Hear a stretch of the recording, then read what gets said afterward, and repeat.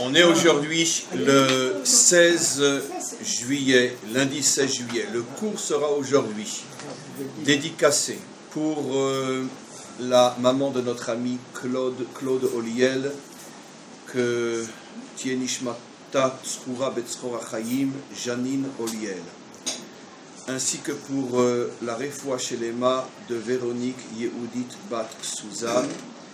Et on va commencer. Non, j'ai quelque chose à ajouter. J'allais le faire à votre place. Non, vous avez dit, non, je vais commencer le cours. Allez-y. Bien qu'on ne vous verra pas. C'était juste pour vous rappeler. Mais je voulais commencer le cours en évoquant. Non, mais c'était pas que ça. Très bien. C'était pour dire, aussi, la mémoire de. Voilà, c'était tout. Bon, alors comme il n'a pas fait. Eh bien, dites-le, montrez-vous devant la caméra. Moi? Voilà, non, non. Non, mais je lui ai dit, mais je pensais qu'il avait oublié et qu'il voulait faire les élévations. C'est l'anniversaire de la rafle du Veldiv. Oui. Donc aujourd'hui, c'est la commémoration de la rafle du Veldiv le 16 juillet 1942. Pardon, madame. Voilà, le 16 juillet 1942. Voilà. Donc c'est aujourd'hui la commémoration de la rafle. Et je voulais un peu, après le mondial et toute l'excitation qu'on a eue et que la France a gagné, dire simplement que la France, c'était pas que le mondial, et que déjà pour parler de ça, on pouvait dire à l'élévation de l'âme de toutes les victimes de la rafle du Veldiv, le 16 juillet 1942. Ah, c'est sûr, très bien. Très bien. Paris a beaucoup souffert, mais beaucoup. Je ne pouvais pas oublier, chère madame, puisque mon grand-père maternel a été arrêté le 16 juillet et a été amené devant les yeux de ses deux filles, dont ma mère a été raflée le 16 juillet, amenée au Veldiv, Auschwitz, et il n'est jamais revenu. Donc ce n'est pas une date qu'on peut oublier, bien évidemment. Quoi qu'il en soit, donc c'est vrai. Ce n'est pas seulement la victoire de la France, c'est aussi, malgré tout, un triste souvenir qui pèsera pour l'éternité sur la conscience et la mémoire de la France, jusqu'à ce que le maître du monde décide de laver une bonne partie du peuple français de ce qu'il a fait à, on pourrait dire, ses meilleurs citoyens de l'époque, quand ils sont venus entre autres arrêter mon grand-père. Mon grand-père avait fait la guerre de 14-18, il leur a dit, mais attends, il avait mis ses décorations sur lui, officier de l'armée française, il leur a dit, mais attendez, mais je suis français, moi je suis officier de l'armée française. Et ma mère se souvient toujours qu'ils lui ont dit, va te faire foutre, c'était bien sûr deux policiers français. Ils lui ont dit, va te faire foutre avec tes décorations, tu nous suis. Et donc, ce sont de vrais Français qui ont été déportés. Maintenant, comme la France a jeté les vrais Français, aujourd'hui, elle reçoit des millions de vrais Français. Quoi qu'il en soit, on continue et on reprend donc notre cours. C'est le dernier cours de cette année scolaire. Nous reprendrons les cours, Monsieur Salomon vous l'annoncera, nous reprendrons les cours le premier lundi du mois de Elul. Ça tombe plus ou moins dans les 2 dernières semaines du mois de août. Vous regarderez, Monsieur Salomon vous l'annoncera, il va vous dire maintenant. Donc encore une fois, le premier lundi du mois de Elul, le 13 août. Voilà, donc les cours reprendront donc le 13 août. Il y a effectivement beaucoup de monde aujourd'hui, peut-être trop, parce qu'il y a beaucoup de bruit, c'est difficile à commencer le cours, et on va essayer malgré tout de le commencer.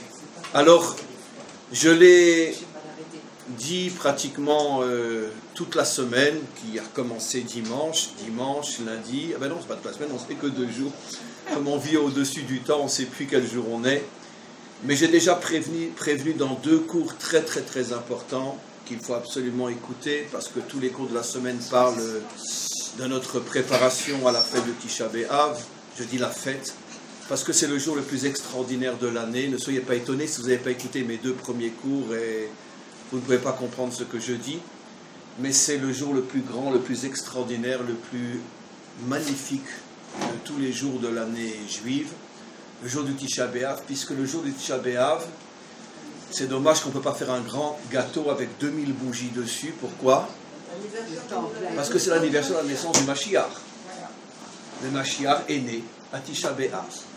au moment où Titus rentrait dans le Saint des Saints, dans le Kodesh HaKodashim, et qu'il allumait le feu dans le Kodesh HaKodashim, à ce moment-là, dans la Haute-Galilée, disent nos maîtres, très certainement dans la future ville de Tzfat, une maman a poussé son dernier, comment on dit, son dernier poussée, sa dernière poussée, et à ce moment-là, on a entendu un enfant qui naissait, et c'était le Mashiach lui-même. Comme j'ai expliqué, je n'ai pas la force de répéter tout ce que j'ai dit dans les cours qui sont sur le site, mais comme j'ai déjà expliqué, en vérité, ce n'est pas nous qui attendons le Mashiach, c'est le Mashiach qui nous attend déjà depuis 2000 ans.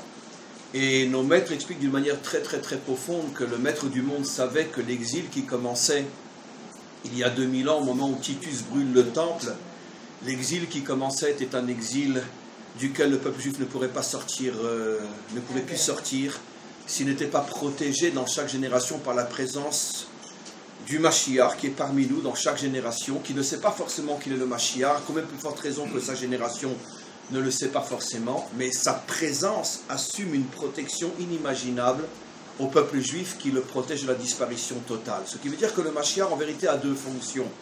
La fonction de nous libérer, et dans chaque génération il attend qu'on ait le mérite qui permette son dévoilement. Et il a, pendant 2000 ans, pendant les 2000 ans de l'exil de Rome, de Édom et du monde occidental, et tout simplement du monde chrétien, sous toutes ses formes, même laïque, parce que de toute façon la laïcité occidentale est l'héritière de toute façon de toute l'approche chrétienne de Dieu, simplement que maintenant on ne parle plus au nom de Dieu, on parle au nom des valeurs du christianisme. Mais ça reste toujours, quoi qu'il en soit, l'influence chrétienne qui a construit depuis 2000 ans le monde occidental, qu'il soit religieux ou laïque, pour ceux qui comprennent même simplement ce que j'explique. Toutes les valeurs du monde occidental sont issues de la chrétienté, même si le monde occidental aujourd'hui est laïque.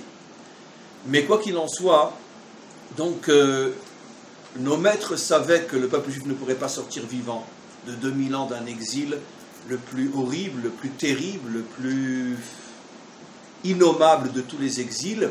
C'est précisément la religion de tu aimeras ton prochain comme toi-même qui a fait plus que n'importe quelle civilisation qui nous a fait du mal, qu'on ne peut même pas expliquer, comprendre, ça dépasse l'entendement. Et il fallait, pour que le peuple juif soit protégé, la présence d'une âme extrêmement, extrêmement forte qui dégage des énergies inimaginables, qui tout simplement a entretenu notre espoir de revenir un jour sur notre terre. Qu'est-ce qui fait que le Ham Israël éparpillé aux quatre coins de la terre, qui n'avait même pas le temps de se préoccuper d'autre chose que de sa survie au moment même, parce que sur 2000 ans d'exil éparpillé au milieu des nations, c'est 2000 ans de souffrance, 2000 ans d'humiliation, de persécution, de tout ce que vous voulez, de tout ce qu'on sait. Comment le peuple juif pouvait-il encore garder l'espoir de revenir un jour sur sa terre? Comment? C'est complètement irrationnel.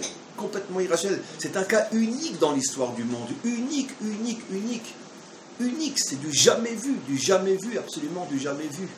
Surtout que on n'a même pas le temps de penser à autre chose que la seconde qui va suivre. Est-ce qu'on sera encore vivant? Et les humiliations à tous les niveaux, et les habits qu'on nous a obligés à porter au Moyen-Âge pour nous humilier. Et qu'est-ce qu'on n'a pas dit de nous? Les tueurs de Dieu, les empoisonneurs de puits, les causeurs de toutes les maladies qu'il y avait au Moyen-Âge, etc. Mais qu'est-ce qu'on ne nous a pas fait? Mangeurs de sang qu'on mélangeait dans les matzot. Mais comment ce peuple a-t-il trouvé l'espoir de revenir un jour? Comment se fait-il que nous sommes là aujourd'hui? Comment sommes-nous là aujourd'hui? Je le dis toujours, il ne faut pas que ça devienne, je sais que ça ne deviendra pas, mais une évidence.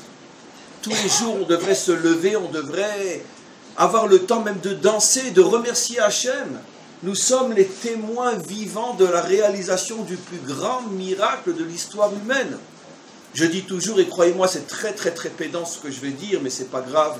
Vous savez pas le nombre de juifs que j'ai ramenés à la Torah avec une seule phrase. Quand on me disait, allez, prouvez-moi que Dieu existe. Je leur répondais, mais tu n'as pas honte. Moi, je dois prouver que Dieu existe. Mais regarde l'histoire d'Israël et tu vas comprendre que Dieu existe. Explique-moi comment rationnellement on peut expliquer l'histoire du peuple juif. Et c'est vrai qu'avec un minimum d'honnêteté, quand on se met à réfléchir, on dit, mais c'est pas possible. S'il y avait encore 2, 3 autres cas semblables, on pourrait dire, bon, c'est impossible. Prenez le peuple le plus persécuté de l'histoire humaine jusqu'à aujourd'hui. Car jusqu'à aujourd'hui, les humiliations, les pires choses, c'est toujours à notre égard. D'accord? Et on est là, dans le pays que, comme je le sais, je me répète pour la millionième fois, on ne doit plus l'appeler Israël, mais Gruel. Gruel, j'ai déjà 10 000 fois. Et donc, à tous les niveaux, sur le plan matériel, sur le plan spirituel, sur le plan... On ne peut pas imaginer ce qui se passe dans ce pays. Et il faut bouger un petit peu, il faut le voir. Au niveau de la jeunesse, au niveau de... C'est absolument incroyable. Et donc, c'est ça la preuve que Dieu existe. À partir du moment où tu as un phénomène unique dans l'histoire, alors évidemment, il y a le Veldiv, il y a la Shoah, etc., etc. Si c'était trop clair. Mais moi, je vais dire le contraire. C'est justement parce qu'il y a eu le Veldiv et la Shoah que ce que je dis est d'autant plus fort. N'importe quel autre peuple, il lui aurait fallu 350 milliards d'années pour se remettre de la Shoah. Nous, en 45, on ouvre les portes de Auschwitz. En 48, 90% de l'armée d'Israël, ils se battent à 1 contre 100, ils ont un numéro sur le bras. Ce sont tous des gosses qui ont laissé parents, frères, sœurs, tout le monde ils ont laissé. Ils sont maigres comme je ne sais pas quoi, parce qu'ils n'ont pas eu le temps de reprendre des kilos en Israël. Il n'y avait rien à manger en 47, en 46, il n'y avait rien à manger dans ce pays. Un peu plus que dans les camps, mais pas beaucoup plus. Et ils se retrouvent à 1 contre 1000. En 3 ans, on a un État. Et il ne faut pas être religieux pour croire en Dieu quand on est juif aujourd'hui. Il faut tout simplement avoir un minimum de bon sens et être très pragmatique. Et surtout connaître un petit peu l'histoire du monde et d'Israël. Donc on n'avait aucune chance. 2000 ans. Pourquoi le Mashiach n'est pas dans un autre exil? Parce que l'Égypte n'a duré que 210 ans. Et croyez-moi que Pharaon, c'était un enfant de cœur par rapport à tous les prêtres et curés et cardinaux d'Ukraine, de Pologne ou de Russie, etc., qui jetaient leur foule comme des sauvages pour massacrer hommes, femmes et enfants chaque dimanche après la messe, ou surtout le dimanche de Pâques ou le dimanche de Noël. Pharaon, c'est un enfant de cœur à côté de tous ces bons prêcheurs de tu aimeras ton prochain comme toi-même. De même, les Babyloniens, Nabuchodonosor, mais c'était un enfant de cœur par rapport à ce que nous a fait le monde chrétien. Même Assuérus, même les Grecs. Et puis en plus, l'exil n'a duré que, dans toutes ces époques évoquées, que 200 ans. 210 ans en Égypte, 70 ans en Babylonie, 200 ans avec les Perses, 200 ans plus ou moins avec les Grecs, 2000 ans avec la religion de tu aimeras ton prochain comme toi-même, 2000 ans, on ne pouvait pas s'en sortir, c'est impossible. Qu'est-ce qu'a fait Hachem? Il a fait descendre l'âme du Mashiach dans ce monde, de manière à ce qu'elle fasse rentrer dans toutes nos âmes cet espoir irrationnel qu'on s'en sortira. Chaque juif qui pendant 2000 ans disait le soir de Pessah, et pas seulement le soir de Pessah, Leshana Abba Birushalayim, il le devait au fait que dans sa génération le Mashiach était présent. Comprenez les choses de la manière la plus simple, la plus authentique de ce que je vous dis. Même lui ne savait pas qu'il était le Mashiach, mais il était là. Quel rapport avec moi? Peut-être que le Mashiach, il y a 500 ans, était peut-être en Irak. Quel lien avec un juif de Russie? Mais là, c'est le secret de la connexion des âmes. Le Ari Akadosh nous explique que toutes les âmes d'Israël sont liées à l'âme du Mashiach. Et comme toute l'essence et la nature de l'âme du Mashiach, c'est de penser au retour et à la renaissance et à la reconstruction d'Israël et à travers lui du monde entier, cette âme-là, elle, certainement, 24 heures sur 24, pendant tout son temps de vie, ne pensait qu'à une chose: Israël, Israël, la terre d'Israël, et comme toutes les âmes étaient connectées à son âme, automatiquement ça envoyait on pourrait dire, dans chaque âme, cette conscience qu'on reviendra un jour. Avant que les révoltés du ghetto de Varsovie ne tirent leur premier coup de feu symbolique, ils se sont tous réunis et ont dit, c'était leur dernière phrase avant de mourir, Leshana Abba'a Be'Yerushalayim. Et comment c'est possible? Tu es dans le ghetto de Varsovie, tu as vu tout le monde partir. Il ne reste que quelques jeunes de 10, de 18 ans, 20 ans, ceux qui peuvent encore tenir avec un fusil contre la plus forte, la plus puissante armée du monde. Comment tu peux dire les Shana Bab Yerushalayim? Parce que même à cette époque-là, le Mashiach était dans cette génération-là. Prenez-le Kepshuto. Ça veut dire qu'est-ce qui se passe? Depuis qu'il va naître, dans chaque génération, il vit 70 ans, 30 ans, 40 ans, 50 ans, 120 ans. Son âme sœur et tout de suite elle est remise dans un autre descendant de la lignée de David. Car nous, on ne sait pas qui sont les descendants de la lignée de David. Mais elle est là, cette lignée, puisque forcément le Mashiach va quand même se dévoiler. Et donc Hachem, lui, sait où est cette lignée. Et depuis que Titus a mis le feu au sein des saints, il est né pour la première fois dans le but de protéger Israël, d'entretenir son espoir de ne pas disparaître, parce que qu'est-ce qui nous a fait vivre, comme le disent si bien les Français? L'espoir. L'espoir fait vivre. Et ils ont raison. Cet espoir nous a permis de tenir. Parce qu'il était là. Et aujourd'hui il est là. Hier il était là. Il était là pendant la Shoah. Il était là pendant l'Inquisition. Il était là pendant les pogroms. Il était là partout. Et toutes les âmes sont connectées à lui, peu importe où il est sur le plan géographique. Dans la majorité des générations, lui-même ne sait pas qu'il est le Mashiach. Mais par contre, ceux qui le connaissent savent que c'est quelqu'un qui ne parle que d'une chose du matin au soir, sans savoir qu'il est Mashiach. Eretz Israël, Eretz Israël, Eretz Israël. Qu'il soit il y a 500 ans en Irak, qu'il soit au Théman, qu'il soit en Russie, qu'il soit en Pologne, peu importe. Il ne parle que d'Eretz Israël, Eretz Israël, Eretz Israël. Parce que c'est ça la fonction du Mashiach, Eretz Israël. La reconstruction d'Israël sur sa terre. Il y a eu des générations où certains arrivaient à deviner que si le Mashiach doit être désigné, ce sera peut-être lui. On voit dans la Gemara que différents élèves disaient de leur maître qu'il peut être le Mashiach. On sait très bien à notre époque avec le Rabbi Lubavitch, combien de Lubavitch ont dit que s'il devait être le Mashiach, ça serait sans doute lui, etc. Et dans chaque génération, parfois on ignore complètement qui ça pourrait être. Des fois on a une allusion de qui ça pourrait être. Elle n'est pas forcément bien sûr partagée par tout le monde. Mais il est là.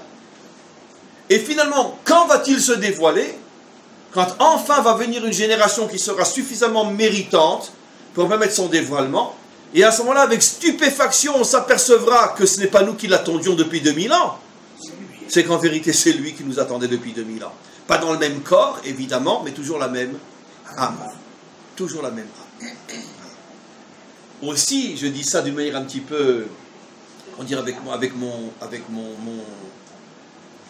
ironie à dessous, mais c'est aussi la raison, le fait qu'il est passé par tous les Gilgulim, et bien sûr, Sfarad, Ashkenaz, Éthiopien, Yémani, etc., c'est ce qui fait qu'il sera aussi acceptable par tout Israël, parce que vous imaginez, je veux dire, s'il arrive, c'est un juif marocain, qu'est-ce que vont dire les juifs polonais? Ils vont dire, attends, on va pas se faire libérer par un marocain. Si c'est un marocain, si c'est un russe qui arrive, les marocains, ils vont dire, non, attends, c'est pas possible.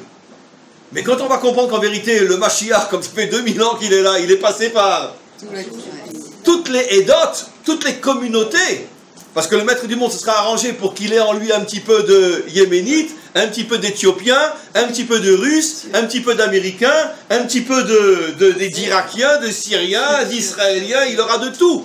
Ça veut dire que ça va être une personnalité qui englobera en vérité toutes les facettes d'Israël. Au moment où il va se dévoiler, expliquent nos maîtres, tous ces Gilgulim vont se dévoiler. C'est-à-dire que tout ce qu'il a en lui, quand nous, on est aussi tous des Gilgulim, bien évidemment, aucun d'entre nous est une âme nouvelle qui n'est descendue que dans ce monde. On a déjà tous certainement des siècles derrière nous. Mais dans chaque Gilgul, notre mémoire est complètement coupée, on ne sait pas d'où on vient. On ne sait pas d'où on vient. Par exemple, quand j'ai toujours à titre d'exemple, puisque bon, je ne sais pas pourquoi je pense à ça, un converti, c'est évident que si sa mémoire remontait jusqu'au plus lointain de son histoire, ben il se verrait petite Déborah qui avec une maman Sarah.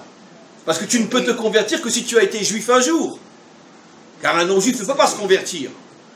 Donc si tu te convertis, c'est que tu as été juif. Seulement tu as un enfant qui a été volé et qui a été rentré dans un couvent et qui a été éduqué comme un non-juif et puis qui s'est marié avec un non-juif ou une non-juive et puis après 4-5 générations après, ben, cette âme veut revenir chez elle. Donc nous, on n'a pas la mémoire d'où on vient.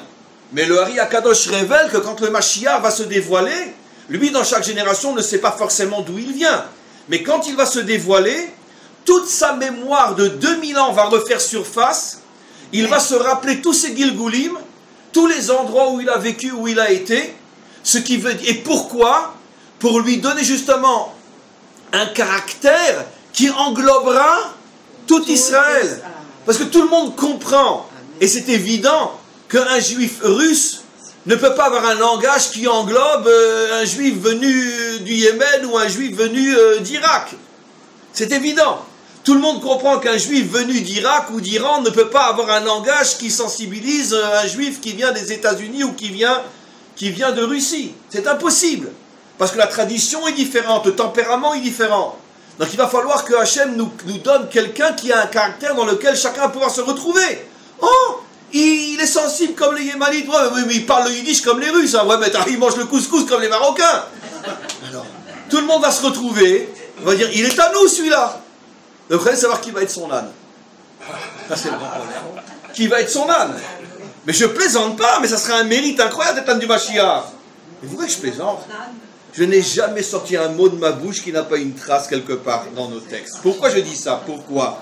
Parce que le grand Rav Yosef, l'un des plus grands Amora du Talmud, un des plus grands maîtres du Talmud, disait, quand le Mashiach viendra, excusez-moi, c'est pas de moi, hein, que j'ai le mérite de pouvoir m'asseoir à l'ombre du crottin de son âne.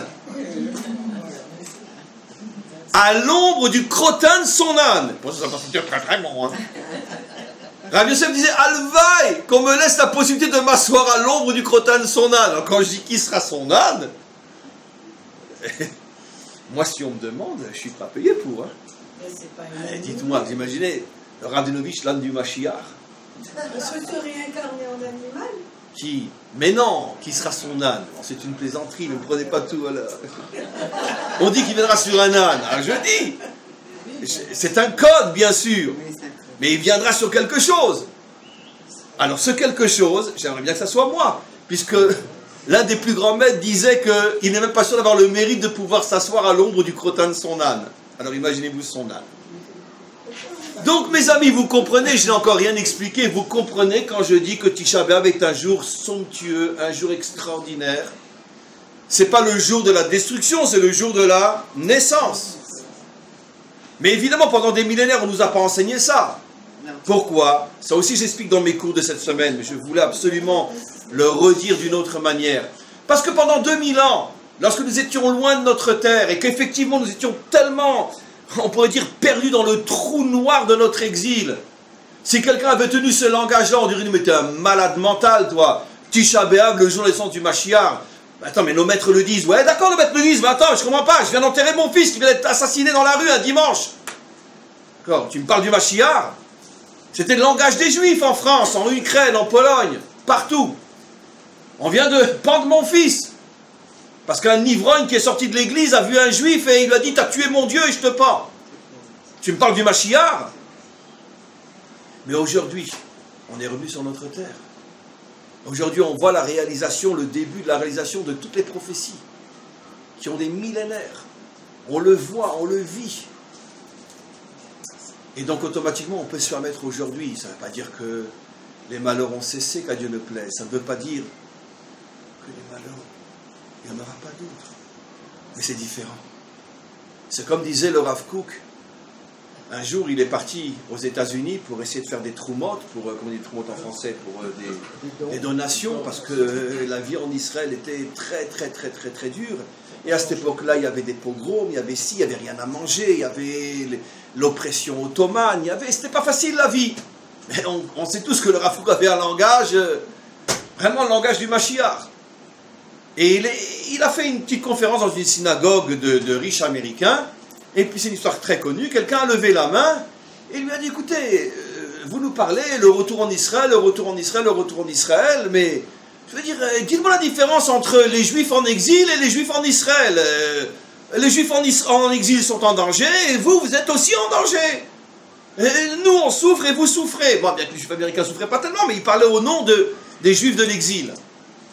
Il a donné une réponse qui est une des plus célèbres de tout ce qu'il aura pu dire de son vivant. Il a dit, oui, vous savez, vous pouvez mettre deux personnes l'une à côté de l'autre, et vous êtes derrière la porte.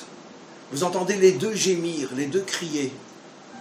Vous êtes derrière la porte, vous ne savez pas pourquoi les deux gémissent, les deux crient. Et vous ouvrez la porte et vous voyez la différence. Il y a une femme qui est en train de crier parce qu'elle est en train d'accoucher. Et une autre qui est en train de crier parce qu'elle est en train d'agoniser. Elle est en train de mourir. Derrière la porte, c'est le même cri, les mêmes soupirs, les mêmes gémirs. Mais quand tu vois, c'est pareil. Il dit, vous, en exil, vous criez, mais vous criez d'agonie, vous allez tous mourir. Nous, en Israël, c'est vrai, on crie aussi, mais on est comme une femme qui accouche. C'est pas pareil. Ici, la souffrance, elle a un but, d'accoucher le peuple juif de la délivrance. À Vilna, et dans tous les endroits où les Juifs ont vécu, les cris sont les cris de l'extermination, de la faim. Vilna, qu'on appelait Yerushalayim Aktana. Qu'est-ce qui reste de Vilna aujourd'hui? Et donc, c'est pas pareil.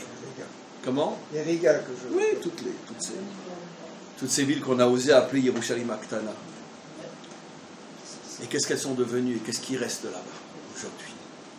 Donc, aujourd'hui, on doit savoir, et je n'ai même pas commencé mon cours, sincèrement. Non, ça, c'est qu'une introduction. On doit savoir aujourd'hui, d'accord? Il est interdit aujourd'hui en Israël, à plus forte raison à Jérusalem, de vivre Tisha B'Av comme malheureusement on l'a vécu à Paris ou à Tartompion lorsqu'on était des Tartompions. Aujourd'hui, on doit vivre Tisha B'Av avec dans le cœur 90% de lumière et de joie. Nous avons été choisis pour être la génération qui voit le début et beaucoup plus que le début de la réalisation de toutes les promesses énoncées durant toute l'histoire. Nous sommes les fruits que l'on peut cueillir de cet arbre qui a été construit par des siècles de générations de l'Eshana Abba'a Yerushalayim. Et moi, je suis un juif Yerushalmi, je suis le fruit de la prière de 2000 ans. Donc comment être triste, Tisha B'Av? Comment être triste? Et 20% on laisse dans le cœur un petit peu de tristesse. Pourquoi? Parce que c'est vrai, le monde souffre encore, notre peuple souffre encore, et surtout le troisième temple n'est pas encore reconstruit, le Mashiach n'est pas encore dévoilé, donc il y a encore 20% de raisons, malgré tout, de ne pas se la jouer et de se dire ça y est, on est déjà libéré. Non, malgré tout, il y a encore du travail. Mais on doit ressentir à Tisha B'Av une joie, un optimisme très très très grand. Et ça n'a plus rien à voir avec le Tisha B'Av de Paris ou de je ne sais où. Ça n'a plus rien à voir. Les us et coutumes afférents à cette fête dont vous parlez, elles doivent rester telles qu'elles sont. Les us et coutumes restent qu'à Dieu ne plaise, mais c'est la manière de le vivre. Vous savez, la loi et la mitzvah, c'est pas seulement l'acte mécanique, c'est ce que tu mets dedans aussi. Tu as deux personnes qui mettent les tefilines, d'accord? L'une, en vérité, elle est dans son bureau en train de penser à son prochain rendez-vous, et c'est son bras qui met les tefilines. Et l'autre qui met les mêmes tefilines, mais il est en train de penser qu'aujourd'hui, toutes mes actions et toutes mes pensées seront connectées au Maître du monde. C'est pas du tout la même mise de tefilines. Vous comprenez? Donc, c'est pas l'acte mécanique en tant que tel. Évidemment que l'acte, la manière de vivre Tisha B'Av jusqu'à la venue du Mashiach ne changera pas. On jeûne, on s'assoit par terre, on lit les lamentations, etc. Mais le vécu, l'intention n'est pas du tout pareil. Pas du tout pareil. Parce que ça serait même un affront, une honte, une humiliation au Maître du monde. Quand tu vis dans une ville, ne serait-ce que Jérusalem, où tu vois des grues partout, des immeubles poussés partout. Et ne parlons pas des milliers de centres d'études, des milliers de synagogues qui sont toutes pleines à craquer le Shabbat. Une ville qui n'est pratiquement qu'une ville de Torah. Aussi, aujourd'hui à Jérusalem, et tu vas vivre Tisha B'Av comme on le vivait quand on était dans le 19e ou je ne sais où. Comment c'est possible? Ce serait un affront au Maître du monde. Comme si on ne voit pas tous les cadeaux qu'il nous a déjà faits. Donc encore une fois, on ne change pas la loi qu'à Dieu ne plaise. Mais on la vit d'une manière différente. On la vit avec un remerciement, une gratitude, etc. Évidemment. Le vécu est différent. Et maintenant, je commence mon cours. J'ai évoqué, bien évidemment, le troisième temple, qui est la seule et unique justification du fait que, dans ce cœur, on laisse 20% à une certaine tristesse de savoir que finalement, le seul endroit au monde aujourd'hui où un juif n'a pas le droit de prier, c'est précisément à cet endroit-là. C'est la première fois dans l'histoire de notre peuple que si un juif prie, il est arrêté par la police juive. C'est la première fois dans l'histoire. Si tu pries sur le mont du Tombe, tu es arrêté par la police juive. Israélienne, juive. En vérité, non, plutôt israélienne, parce que la plupart ne sont pas des juifs, ce sont des druzes. Mais peu importe. Mais c'est pas grave, c'est la police israélienne, quoi qu'il en soit. Et donc, tu es arrêté par la police israélienne si tu pries sur le mont du Temple. Donc, évidemment qu'il y a encore de quoi vraiment devenir fou. Mais bon, seulement 20% du cœur, comme j'ai expliqué. Mais bon, évidemment, vous me connaissez tous et toutes, c'est pas seulement le problème de mécanique d'avoir le troisième temple, c'est pas la pierre on s'en fout royalement, c'est ce que ça représente. Ce que ça représente, c'est que le troisième temple signifie finalement le commencement réel de la réparation du monde entier, la reconstruction des 70 nations, la reconstruction de ce mariage, cette fois-ci éternel, entre Israël et les nations, c'est-à-dire le début de la véritable histoire du monde. Parce que l'histoire du monde aurait dû commencer à 5778 ans, lorsque Adam et Ève sont apparus, mais malheureusement, elle a été retardée, la véritable histoire, le véritable commencement a été retardé de presque 6000 ans. Pourquoi? Parce que, à cause de ce qui s'est passé. Quand la délivrance viendra, ce n'est pas la fin de l'histoire, c'est le début de l'histoire, où tout commence véritablement. Maintenant, on va revoir une notion dont on a déjà sans doute parlé il y a fort longtemps, mais qui est très très importante. Vous savez que dans notre histoire, il est prévu qu'il y ait 3 temples, premier, deuxième déjà détruit, troisième, le futur qui sera éternel. D'ailleurs, il est prévu aussi qu'il n'y aura que 3 retours. Ça, ce sont des textes qui sont vieux depuis de 2000 ans. Il n'y aura que 3 retours. Or, effectivement, dans notre histoire, il n'y a eu que 3 retours. Le premier, à la sortie d'Égypte. Le deuxième, sortie Babylonie avec Ezra. Le point commun entre ces 2 sorties sont que seulement 20% d'Israël ont suivi. 80% ne sont pas sortis d'Égypte, ont disparu. 80% ne sont pas sortis de Babylonie, n'ont pas disparu, mais après ont commencé à s'éparpiller dans le monde entier. Seulement 20% sont revenus avec Ezra. Et le troisième retour sera à notre époque, où cette fois-ci, nos prophètes nous disent « Lo yidar mimcha shum nedar » finalement, tout le monde finira par revenir. Il ne restera personne extérieur, ça prendra des décennies. Mais tout le monde finira par revenir avec différents moments dans le retour. Les plus courageux reviendront quand c'était les moments les plus durs. Ceux qui sont venus il y a 150 ans, 200 ans, et ont fait tout le travail pour nous. Et au fur et à mesure, jusqu'à ceux qui reviendront parce que ça sera tellement évident qu'il faut revenir, parce que le Mashiach est là, ils reviendront, mais ceux-là reviendront vraiment avec la baisse, avec la tête très très basse et remplie de honte, de ne venir qu'au moment où il n'y a plus aucun effort à faire pour venir. Mais eux aussi reviendront malgré tout à ce moment-là. Donc, 3 retours.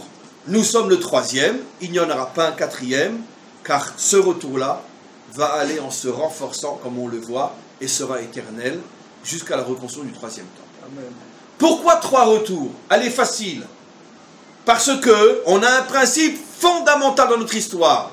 Sauf Ma'aseh B'Machashava Trila. C'est que tout se déroule et se termine selon les racines du début. Toute l'histoire d'Israël a commencé avec 3 pères, d'accord? 3 pères, et donc toute l'histoire d'Israël se terminera, la première partie de l'histoire, avec 3 temples. Premier temple, deuxième temple, troisième temple. Le troisième, quand je dis 3 temples, comme on va le voir, le troisième qui incarne et qui contient en vérité les 2 premiers, comme on va le voir tout de suite. 3 pères, 3 temples. Le problème, c'est que ce que je dis, c'est très, très, très macho. Puisque l'histoire d'Israël n'a pas commencé qu'avec 3 pères. Elle a commencé aussi avec 4 mères. 4 mères. 3 pères, 4 mères. Alors, où sont les 4 mères d'Israël? Les 3 pères d'Israël, c'est 3 temples. Où sont les 4 mères d'Israël? C'est tellement évident. Mesdames, on vous a réservé la plus grande part. Nous, on n'a que des maisons, des petits temples. Et vous avez la plus grande part. 3 temples, 4 délivrances. 4 délivrances. La délivrance de Babylonie, une fois qu'on est devenu un peuple, parce qu'en Égypte, on n'était pas encore un peuple. La délivrance de Babylone, la délivrance de Perse, la délivrance de Grèce et la délivrance de Rome, du monde occidental, la nôtre. Ce qui veut dire que les 3 temples seront construits par le mérite des 3 pères, les 4 délivrances par le mérite des 4 mères. Franchement, entre nous, qu'est-ce qu'on préfère, la délivrance ou le temple? La délivrance, évidemment. Le temple n'est que la concrétisation de la délivrance. Mais dans le vécu réel, ce qui nous importe le plus, c'est la délivrance. Ce qui veut dire ce qui est le plus important de l'histoire d'Israël, c'est par le mérite des femmes. Plus que par le mérite des hommes. D'ailleurs, c'est ce que nos maîtres nous disent. Besrut Nashim Tzadkaniyot. Par le mérite des femmes vertueuses, nous mériterons la délivrance finale. Donc le mérite des femmes est beaucoup plus important que le mérite des hommes. 3 temples, 3 pères, 4 délivrances, 4 mères. Ok, oui. Je vais parler des Italiens. Non. En bon français, nous sommes protégés par le Kippat Barzel. Barzel, c'est les initiales des 4 mères d'Israël. Bila, Rachel, Zilpa, Léa. Alors cette explication sur Barzel est très très connue, elle est vieille, elle est de nos maîtres. Barzel, Kippat Barzel, la fameuse protection qui descend les missiles, etc. Kippat Barzel, Barzel, Bet Bila, Zaïn Zilpa, Resh Rachel, Lamed Léa, les 4 mères d'Israël. Non, mais c'est Sarah et... Non, les 4 mères par rapport... Il y a 2 fois 4. Il y a les 4 par rapport à Yaakov et les 4 par rapport... Okay. Mais les 4 par rapport à Yaakov, c'est effectivement les 4 mères, qui sont aussi 4 mères, car les 12 tribus d'Israël viennent de ces 4 mères-là. Correct. D'accord? It's true? Yes. Okay. Very good. Can we continue in English? Yeah. Okay, of course. Bravo, mesdames. Donc, 4 mères, que ce soit dans le sens, bien sûr, de Sarah, Rivka, Rachel et Léa, mais on oublie 2 mères importantes, Zilpa et Léa, et Bila, quand on compte comme ça, ou sur le plan horizontal, les femmes de Yaakov, les 4. Très bien. Revenons maintenant sur l'histoire des 3 temples. Nos maîtres nous disent, je l'ai déjà expliqué ici, le premier temple a été construit par le mérite. On a dit 3 pères, 3 temples. Le premier temple par le mérite d'Abraham. Le deuxième temple par le mérite de Yitzhak. Le 3e temple par le mérite de Yaakov. Et maintenant vous allez comprendre ce que nous disent nos maîtres. Pourquoi le premier temple qui a été construit par le mérite d'Abraham ne pouvait pas durer? Pourquoi devait-il être détruit? Pourtant il a été construit par le mérite d'Abraham. Parce que d'Abraham est sorti Ishmaël, disent nos maîtres, il y a plus de 2000 ans, des siècles avant la naissance de l'Ishmaël historique. Nos maîtres nous disent, le premier temple ne pouvait pas durer, puisque dans la mesure où il a été construit par un mérite qui porte en lui-même une force destructive. Ishmaël. Le deuxième temple a été construit par le mérite de Yitzhak. Il ne pouvait pas être éternel, puisque de Yitzhak est sorti Esav. Le 3e temple sera construit par le mérite de Yaakov, sera éternel, puisque de Yaakov n'est sorti aucune psolète, aucun déchet, aucun ennemi d'Israël. C'est vrai qu'à l'intérieur des tribus, il y a eu des difficultés, mais aujourd'hui aussi, il y a des difficultés entre nous. Mais d'un autre côté, si on entend la sirène, d'accord, vous voyez se mettre ensemble, se serrer les uns contre les autres, un juif d'extrême gauche, d'extrême droite, un charidi, un chiloni, un normal, un pas normal. À ce moment-là, on se rappelle une chose, qui est en vérité ce qu'on devrait se rappeler tout le temps, même quand il n'y a pas les sirènes. C'est qu'avant tout, on est surtout et essentiellement juif, un peuple. Le reste, on s'en fout. T'es de gauche, t'es de droite, t'es charidi, je suis pas charidi, mais qu'est-ce qu'on en a à faire? On est juif. Et malheureusement, il faut être en danger pour se rappeler qu'on est juif. Le jour où on n'aura plus besoin des sirènes pour se rappeler qu'on est juif, là vraiment on méritera le Mashiach. Mais quoi qu'il en soit, le 3e temple, lui, sera éternel, puisque aucun ennemi anti-juif n'est sorti de Yaakov. Maintenant, je vais vous poser une question. Vous allez voir la grandeur des maîtres d'Israël. Je vous rapporte un texte qui est dans le Midrash, qui a à peu près 2300 ans. D'accord? Dites-moi, en ce qui concerne le 2e temple, je comprends l'analogie. Le 2e temple est construit par le mérite de Yitzhak, et il ne pourra pas durer, il sera détruit, parce que de Yaakov est sorti, de Yitzhak est sorti Esav. Et effectivement, Esav, dans toute notre tradition, incarne le monde occidental. Qui c'est qui a détruit le 2e temple?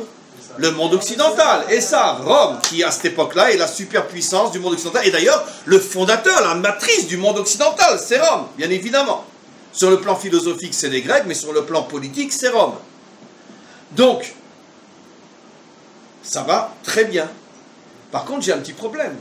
Comment tu peux dire que le premier temple a été construit, hein, je la fais avec la mélodie du Talmud, comment tu peux dire que le premier temple a été construit par le mérite d'Abraham et sera détruit parce que d'Abraham est sorti Ishmaël? Qui c'est qui a détruit le deuxième temple? C'est pas Ishmaël, c'est les Babyloniens. Les Babyloniens, le premier temple. Nabucodonosor. Il n'a rien à voir avec Ishmaël, il a vécu presque 1000 ans, presque 1000 ans avant Ishmaël. Donc il n'a rien à voir avec Ishmaël. Comment un Midrash peut dire une chose pareille?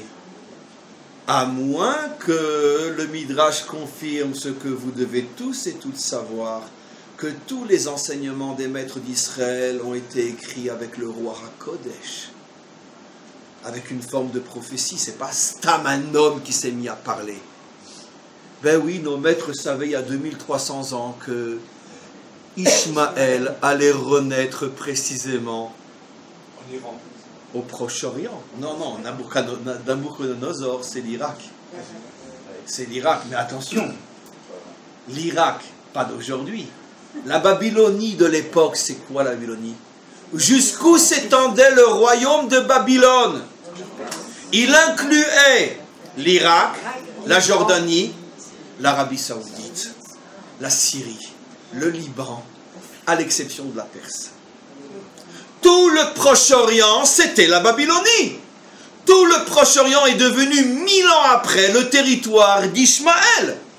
Donc quand nos maîtres, il y a 2300 ans, disent « Le premier temple a été détruit parce que d'Abraham est sorti Ishmaël alors qu'il a été détruit par le roi de Babylone », nos maîtres ici font Derer Agav, en passant, une allusion au fait qu'un jour viendra où toute cette région du monde sera entre les mains d'Ishmaël. Et effectivement, tout le Proche-Orient est sunnite ou chiite, à quelques exceptions près, sunnite. Et au départ, et pendant fort longtemps, il était sunnite. Maintenant, vous allez comprendre pourquoi les Perses, eux, ne sont pas chiites, ne sont pas sunnites mais chiites. Parce qu'en vérité, l'islam perse n'a rien à voir avec Ishmaël. Rien à voir avec Ishmaël. C'est un islam, et qui va deviner ce que je veux dire, ça commence par un O. C'est un islam occidental. Les Perses, les Iraniens sont des occidentaux, ne sont absolument pas des Arabes. Ce sont des occidentaux, absolument, bien sûr. Et donc, c'est la version occidentale de l'islam. Et c'est pour ça que les sunnites haïssent les chiites, plus encore que les deux ensemble haïssent les juifs. Si vous mettez un chiite et un juif devant un sunnite extrémiste, et lui tu ne peux en tuer qu'un des deux, choisis, je vous garantis, il tuera le chiite et pas le sunnite, et pas le juif. L'inverse est vrai aussi. Vous mettez un sunnite et un juif devant un chiite, et vous lui dites, tu ne peux en tuer qu'un, qu'à Dieu ne plaise, il tuera le sunnite et pas le juif. En se disant, le juif, j'ai toujours le temps d'y arriver après. Mais le sunnite. Pourquoi? Parce qu'en vérité, les deux savent qu'il y a un islam qui est un islam imposteur par rapport à son origine. L'islam authentique est sunnite et non chiite. Le chiisme est la version occidentale de l'islam. Et c'est pour ça que les sunnites ne l'ont jamais digéré et ne le digéreront jamais. Vous aviez, j'oserais presque dire, et ça c'est un scoop, que le chiisme est au sunnisme ce que le christianisme est devenu par rapport au judaïsme. De la même manière que le christianisme est une pure falsification du judaïsme, le chiisme est une pure falsification du sunnisme, c'est-à-dire de la véritable religion d'Ishmaël. Et donc, ouais, il y a de toute façon beaucoup de différences, mais pourquoi? Parce que le tempérament occidental ne pouvait pas accepter un islam sunnite. Il avait besoin de sa version à lui des choses, et c'est en vérité le conflit entre les chiites et les sunnites, c'est en vérité un conflit entre les arabes et les occidentaux. C'est exactement, c'est le même conflit qu'il y a entre eux et les Américains, ou peu importe. Et ça, c'est un niveau très, très, très profond. Évidemment, vous ne trouvez pas ça dans des doctorats d'histoire. Comment? C'est pour cela que l'Europe est avec l'Iran en ce moment. Mais évidemment. L'Europe est là où vont ses intérêts. Hier, elle était avec l'Arabie Saoudite qui est sunnite. Donc, mais malgré tout, ma réponse, malgré tout, on pourrait dire, affaiblit beaucoup votre remarque, parce que l'Europe, elle est là où son pognon va. Elle n'a pas d'autre Dieu que le fric, et c'est pour ça qu'elle a fait des Juifs des usuriers, parce qu'elle a projeté sur nous ce qu'elle était, elle, en vérité. Je parle des Européens. C'est eux qui ont fait de nous des usuriers en nous interdisant d'avoir un autre travail que celui d'usurier pour nous humilier. Parce qu'en vérité, les seuls qui rendent un culte à l'argent sont les Européens dans le monde. Et la preuve, c'est qu'ils vendent leur âme au fur et à mesure que leur intérêt il est ici ou ailleurs. Quand je parle des Européens, je ne parle pas des citoyens européens, attention. Hein, dans mon langage, je parle de la direction politique. Hein, je ne parle pas de l'homme de la rue ou de la femme de la rue, qu'à Dieu ne plaise. Je parle de la direction politique uniquement. Et donc, mais malgré tout, vous avez raison. Malgré le fait que ce lien que Trump essaye de casser entre l'Europe et l'Iran est fondé sur l'argent uniquement, sans voir plus loin que le bout de son nez, que si demain l'Iran a la bombe atomique, les premiers qui vont la recevoir, peut-être encore avant Israël, c'est les Européens. Mais pour l'instant, on veut se faire du fric, donc on n'a pas envie d'y penser. Mais malgré tout, vous avez raison que dans la relation humaine, c'est plus facile la relation avec un Iranien qu'avec quelqu'un d'Arabie Saoudite. De toute façon, on le voit, les Iraniens sont des gens extrêmement intelligents, extrêmement développés, cultivés. Ils sont occidentaux, les Chol d'Avar, je veux dire, ce sont de vrais occidentaux. Dans le sens le plus... D'ailleurs, Bibi le dit constamment. On n'a rien contre le peuple iranien. Vous n'avez jamais entendu Bibi dire on n'a rien contre le peuple syrien ou contre le peuple irakien, etc. Parce qu'il sait très bien que c'est malgré tout différent. Mais constamment, il le dit. Les Iraniens sont des gens merveilleux. Alvaï, que ce soit nos amis. S'ils n'avaient pas à leur tête une bande de dictateurs qui oppressent le peuple, comme Hitler oppressait le monde entier, ou comme Staline oppressait les Russes, ou peu importe. Les Iraniens, dans leur grande majorité, sont oppressés par le gouvernement, mais n'adhèrent pas du tout à cette politique-là. Au moins à 70% du peuple iranien. Comme les Turcs, la moitié des Turcs n'adhèrent pas à la politique d'Erdogan, comme on le sait. C'est pour ça que la plupart des leaders de cette moitié turque est en prison et disparaît dans les prisons d'Erdogan. On continue maintenant. Donc, finalement, qu'est-ce que nous disent nos maîtres? Le véritable obstacle au premier temple, c'est Ishmaël. Le véritable obstacle au deuxième temple, c'est Esav. Et pourquoi le troisième temple n'aura pas d'obstacle? Parce que de Yaakov n'est pas sorti un ennemi d'Israël. On va aller encore un petit peu plus loin, il nous reste encore quelques minutes, parce que M. Salomon m'a demandé d'arrêter quelques minutes avant la fin du cours aujourd'hui, parce que nous avons une surprise. Il n'y a que Mme Kain qui ne le sait pas. Ah non, on ne doit pas le dire. Et nous avons une surprise. Et donc, encore 2 minutes. Maintenant, pourquoi? La réponse que je vais donner est très facile. Elle est déjà connue, déjà dite, mais il faut la réentendre. Pourquoi le premier temple ne pouvait pas tenir? Parce qu'il ne reposait que sur un seul pilier. Le pilier du Chesed. Lorsque tu veux fonder une civilisation sur une qualité uniquement, ça ne tiendra pas. Parce que pour avancer et se tenir debout, il faut 2 jambes. Donc Abraham, avec toute la grandeur et tout le respect qu'on lui doit, dans la mesure où sa vision du monde était uniquement enfermée à l'intérieur d'une seule qualité, ça ne pouvait pas tenir. Parce qu'il y a des fois dans la vie où il faut savoir être dur, violent et parfois méchant. Parce que trop bon, trop, etc. Donc, d'ailleurs c'est la lettre qui suit le B dans l'alphabet, donc ça va très bien. Si tu es trop B, tu rentres déjà dans le C. Très bien. Et donc, mais Abraham, c'était Abraham. Lui, son tafkid, c'était de dévoiler le pilier de la bonté. Est venu son fils, Yitzhak, qui a dit, papa, moi je vais tout le contraire de toi. Pourquoi? Parce que moi j'ai pour mission de dévoiler une nouvelle qualité sans laquelle le monde ne pourra pas tenir. Toi tu as dévoilé la jambe droite, moi je vais dévoiler la jambe gauche. Le problème c'est que Yitzhak, sans le savoir, a recommencé la même erreur que son père. C'est que son père essaie de se tenir debout sur la jambe droite et lui il a essayé de se tenir debout sur la jambe gauche. Les deux ont été dégommés. Tu ne peux pas fonder un monde qui est uniquement un monde d'amour Tu ne peux pas fonder un monde qui est uniquement un monde de loi et de rigueur. C'est la loi, un point, c'est tout. On ne tient pas compte des circonstances, etc. Il n'y a plus d'amour, c'est rigide. Tu as besoin, en vérité, d'assembler les deux. De savoir quand il faut aimer et quand il faut frapper, quand il faut châtier. Et ça, c'est la science ou la sagesse la plus difficile au monde. Dans le domaine de l'éducation, d'accord, vous avez le phénomène tous les jours, d'accord. Vous demandez à un enfant, mais pourquoi tu es mal sorti? Bon, c'est normal, mes parents, ils ont été trop gentils avec moi, ils m'ont laissé tout faire. Parce que l'enfant, c'est toujours la faute de ses parents, bien sûr. Vous demandez à un autre enfant, d'accord, pourquoi tu es mal sorti? Mes parents étaient très très durs avec moi, ils ne me laissaient rien faire.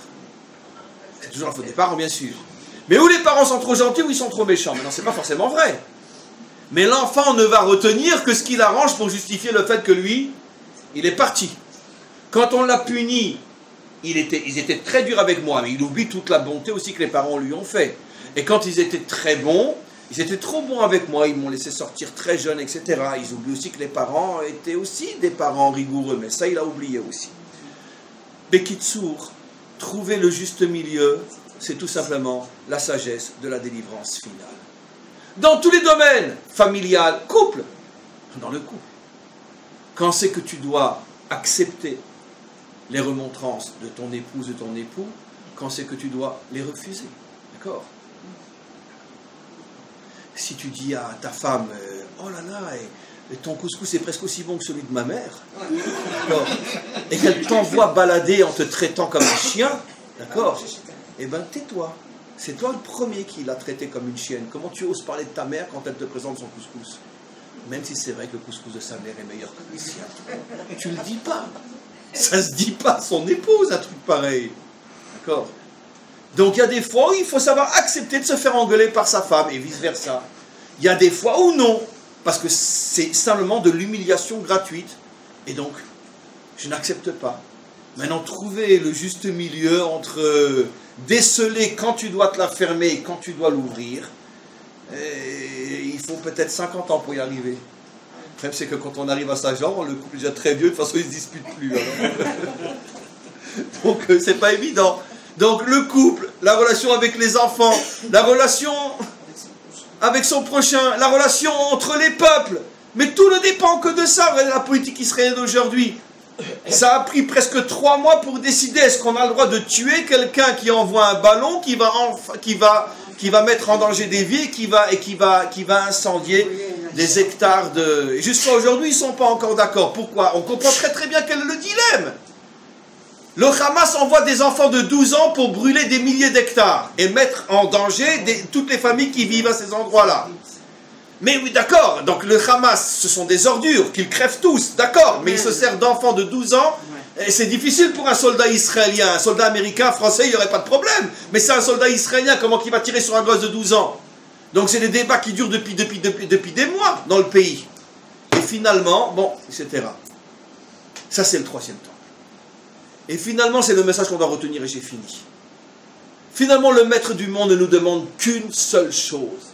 Et tout ce qu'on étudie, tout ce qu'on prie, tout ce qu'on fait comme commandement, c'est pour arriver à un seul but. Développer en nous cette sagesse du juste milieu. Savoir quand montrer son poing fermé et quand montrer sa main ouverte. Le premier qui arrivera à atteindre cette sagesse à 100% et la transmettre au monde entier s'appellera, comme vous le savez, le Mashiach. Et c'est pour ça qu'il sera Mashiach, pas pour autre chose. De très très bonnes vacances à tous et à toutes. Et on arrête le cours pour aujourd'hui. Ne partez pas, maintenant il y a une petite fête.